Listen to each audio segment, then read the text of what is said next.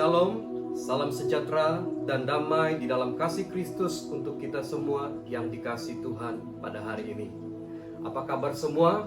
Saya berdoa agar kita senantiasa sehat, kuat dan tetap bersemangat untuk mengikuti Tuhan di dalam hidup kita. Nah saudara, minggu ini adalah hari di mana kita akan memasuki suatu hari yang disebut sebagai Hari Paskah. Nah, saudara, sebelum saya mau melanjutkan lagi perkongsian firman Tuhan pada pagi hari ini, mari kita terlebih dahulu memulainya dengan berdoa di hadapan Tuhan. Mari kita berdoa.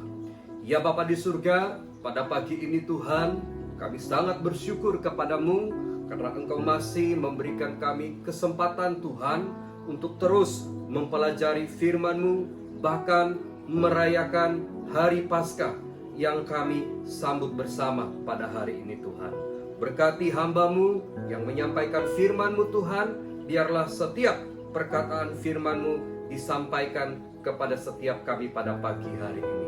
Terima kasih Tuhan, dalam nama Yesus kami berdoa. Amen. Nah saudara, saya mau membawa kita melihat suatu petikan firman Tuhan pada pagi hari ini yang terambil di dalam Lukas 23 ayat yang ke-33 hinggalah ayat yang ke-34. Lukas 23 ayat yang ke-33 hinggalah ayat yang ke-34. Firman Tuhan berbunyi seperti ini. Ketika mereka sampai di tempat yang bernama Tengkorak, mereka menyalibkan Yesus di situ dan juga kedua orang penjahat itu, yang seorang di sebelah kanannya dan yang seorang di sebelah kirinya. Yesus berkata, "Ya Bapa, ampunilah mereka, sebab mereka tidak tahu apa yang mereka perbuat." Dan mereka membuang undi untuk membagi pakaiannya. Saudara dan saudariku yang dikasihi Tuhan, firman Tuhan ini menjelaskan kepada kita saat-saat terakhir sebelum Yesus disalibkan di atas kayu salib untuk menebus dosa saudara dan saya dan dosa seisi dunia ini saudara. Nah saudara dan saudariku yang dikasihi di dalam nama Tuhan, hari-hari ini walaupun kita tidak merayakan Hari Paskah ini di dalam gedung gereja, namun sebagai gereja yang hidup, kita boleh saja merayakannya di mana-mana tanpa terbatas dengan apapun situasi dan juga keadaan kita pada hari ini. Saudara, Hari Paskah adalah satu hari yang sangat bermakna bagi kita semua. Karena pada hari inilah Tuhan Yesus menjalani segala hukuman dosa kita di atas kayu salib sehingga Ia mati dan dikuburkan. Firman Tuhan berkata di dalam Lukas 23 ayat yang ke-33. Ketika mereka sampai di tempat yang bernama Tengkorak, mereka menyalibkan Yesus di situ dan juga kedua orang penjahat itu, yang seorang di sebelah kanannya dan yang lain di sebelah kirinya. Saudara dan saudari yang dikasihi Tuhan, Yesus disalibkan bukan karena Dia telah pun berbuat dosa, tetapi Yesus disalibkan karena dosa yang telah kita lakukan dan karena kasih-Nya yang begitu besar kepada kita. Penyaliban Tuhan Yesus adalah hukuman dosa yang seharusnya ditimpakan kepada saudara dan saya. Saudara, kita harus bersyukur pada hari ini karena kita memiliki Tuhan yang sanggup mati dan memberikan nyawanya untuk kita, bahkan untuk seluruh umat manusia yang dikasihinya saudara. Saudara dan saudariku yang dikasihi Tuhan, firman Tuhan mengatakan di dalam Yohanes 15 ayat yang ke-13, tidak ada kasih yang lebih besar daripada kasih seorang yang memberikan nyawanya untuk sahabat-sahabatnya saudara. Jadi saudara, kita bersyukur pada hari ini karena kita memiliki Tuhan yang sanggup mati untuk dosa dan pelanggaran yang telah kita lakukan di dalam kehidupan kita, saudara. Nah, saudara, hari Paskah membawa makna yang begitu besar sekali di dalam kehidupan kita, karena ianya bukanlah hari-hari biasa seperti apa yang dibayangkan oleh kebanyakan orang pada hari ini, saudara. Ada orang yang menyebutnya sebagai Good Friday, ada orang yang menyebutnya sebagai Jumat Agung dan sebagainya. Namun saudara dan saudariku yang dikasihi Tuhan, beberapa perkara yang perlu kita mengerti tentang hari Paskah itu di dalam kehidupan kita, saudara.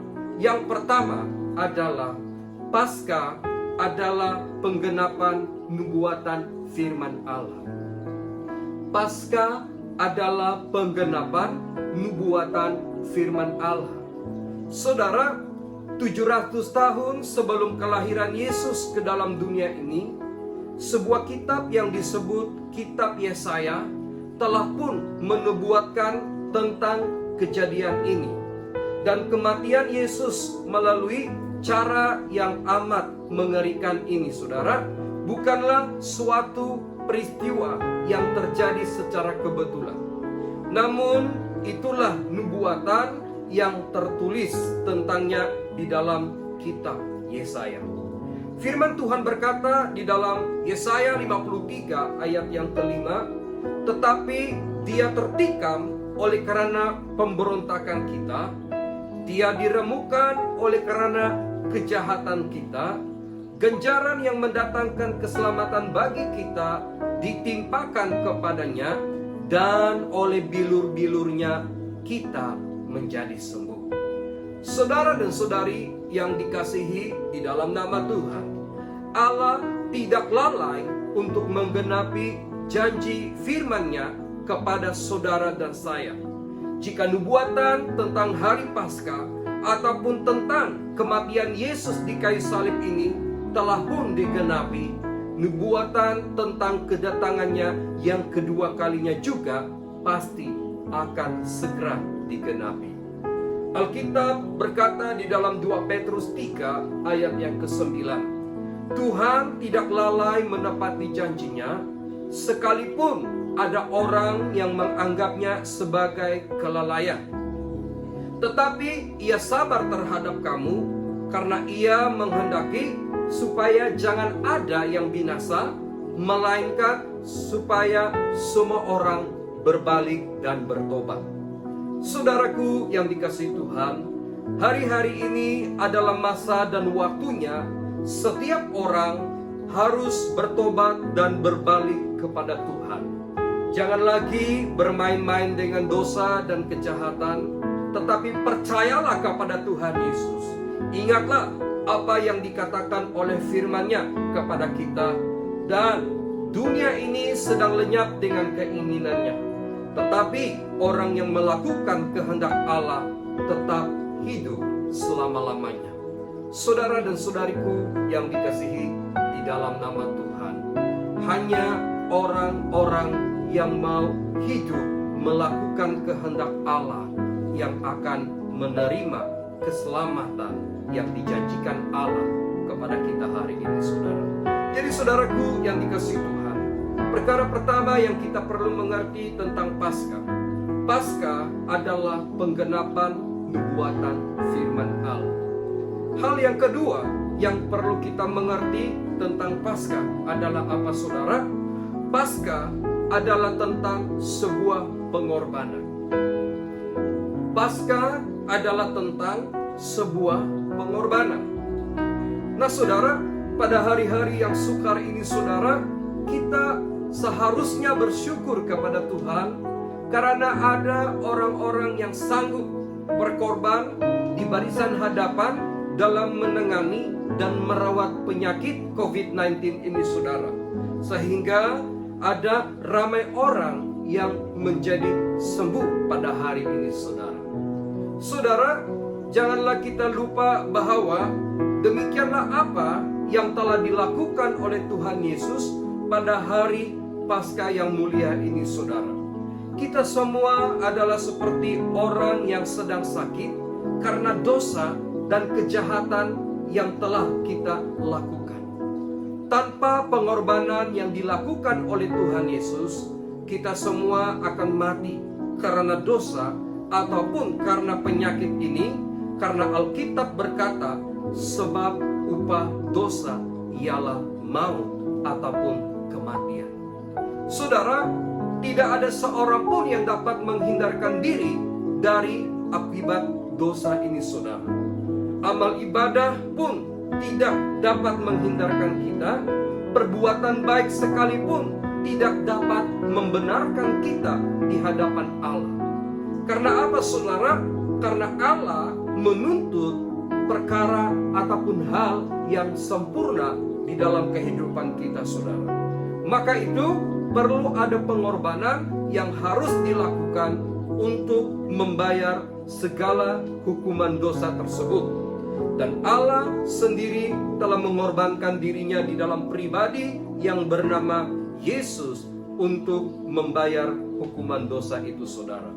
Saudara, Paskah adalah menceritakan tentang sebuah pengorbanan, yaitu pengorbanan yang begitu besar yang dilakukan Allah bukan saja untuk saudara dan saya, tetapi juga untuk seluruh umat manusia yang ada di muka bumi ini, saudara. Maka itu kita haruslah menyambutnya dengan rasa syukur yang tidak terhingga kepada Tuhan dan sungguh-sungguh menghargai pengorbanannya dengan memberikan hidup kita kepadanya, supaya Tuhan boleh memakai hidup kita untuk menjadi alat kemuliaannya, saudara. Alkitab berkata di dalam Ibrani 9 ayat yang ke-28, demikian pula Kristus hanya satu kali saja mengorbankan dirinya untuk menanggung dosa banyak orang. Sesudah itu ia akan menyatakan dirinya sekali lagi tanpa menanggung dosa untuk menganugerahkan keselamatan kepada mereka yang menantikannya. Saudaraku yang dikasihi Tuhan, Paskah adalah tentang sebuah pengorbanan. Maka itu janganlah saudara lupa untuk menghargai pengorbanan yang telah Tuhan lakukan untuk saudara dan saudari dan saya.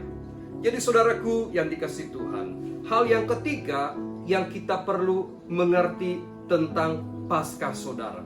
Ya, yang ketiga itu, saudara, apa? Paskah adalah tentang pengampunan Tuhan bagi umat manusia. Saudara, hari Paskah ini menceritakan kepada kita tentang pengampunan Tuhan bagi umat manusia. Di dalam Alkitab mengatakan, pada hari Paskah, Yesus melewati lorong-lorong di kota Yerusalem dengan memikul salib di bahunya untuk menuju ke Bukit Golgota, ataupun juga tempat yang disebut sebagai Bukit Tengkorak. Saudara, Yesus yang dalam keadaan terseksa dengan tubuh yang tidak bermaya mengharungi segala penderitaan ini, karena itulah gambaran akibat daripada dosa yang telah kita lakukan. Saudara, dosa itu sungguh-sungguh mematikan. Maka itu bertobatlah daripada dosa. Berhentilah daripada melakukan kejahatan dan datanglah kepada Yesus. Hari ini kita menerima pengampunan daripada Tuhan.